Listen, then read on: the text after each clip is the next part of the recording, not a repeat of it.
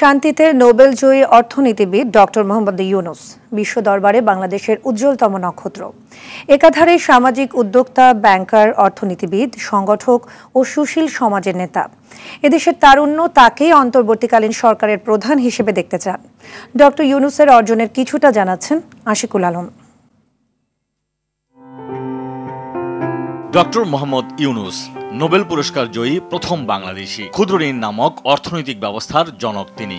গ্রামীণ ব্যাংকের প্রতিষ্ঠাতা ইউনূস ২০০৬ সালে শান্তিতে নোবেল পুরস্কার লাভ করেন।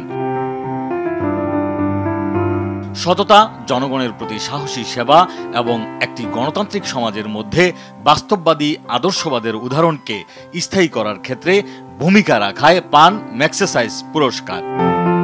১৯৭১ সালে বাংলাদেশের মুক্তিযুদ্ধের সময় প্রতিষ্ঠা করেন নাগরিক কমিটি। অন্যান্য বাংলাদেশিদের সাথে যুক্তরাষ্ট্রে মুক্তিযুদ্ধের জন্য সমর্থন সংগ্রহ করতে বাংলাদেশ ইনফরমেশন সেন্টার পরিচালনা করেন তিনি। স্বাধীনতার পর ১৯৭৪ সালের দুর্ভিক্ষের সময়ে দারিদ্রতার বিরুদ্ধে শুরু হয় তার সংগ্রাম। বুঝতে পারেন স্বল্প পরিমাণে ঋণ দরিদ্র মানুষের জীবনমান উন্নয়নে অত্যন্ত কার্যকরী হতে পারে। ১৯৭৬ সালে প্রতিষ্ঠা করেন গ্রামীণ ব্যাংক, যা বিশ্বে তৈরি করে এক যুগান্তকারী model.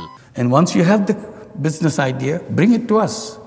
We become investor and partner with you, every one of you.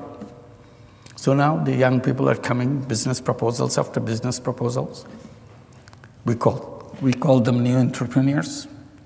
They build their own community, help each other.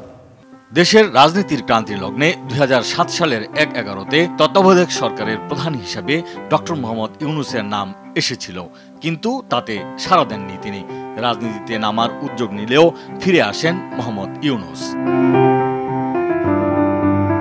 তবে ১৯৯৬-এর তত্ত্বাবধায়ক সরকারের উপদেষ্টা ছিলেন তিনি। বিশ্বখ্যাত এই ব্যক্তি আওয়ামী সরকারের রোষানলের শিকার হন। শ্রম আইন লঙ্ঘন সহ দেশজুড়ে একাধিক মামলা দেয়া হয় তার বিরুদ্ধে। ঢাকা বিশ্ববিদ্যালয়ের অর্থনীতি বিভাগে পড়াশোনা করা মোহাম্মদ ইউনূস ১৯৭৮ সাল থেকে ২০২১ সাল জাতীয় ও আন্তর্জাতিক সহ প্রায় ১৪৫টি পুরস্কার অর্জন করেছেন। পৃথিবীর বেশ কয়েকটি দেশের বিশ্ববিদ্যালয় থেকে ৬২টি সম্মানসূচক ডক্টরেট ডিগ্রি পান তিনি। চট্টগ্রামের সন্তান মোহাম্মদ ইউনূসের জন্ম ১৯৪০ সালের ২৮ জুন। আশিকুল আলম, RTV, ঢাকা।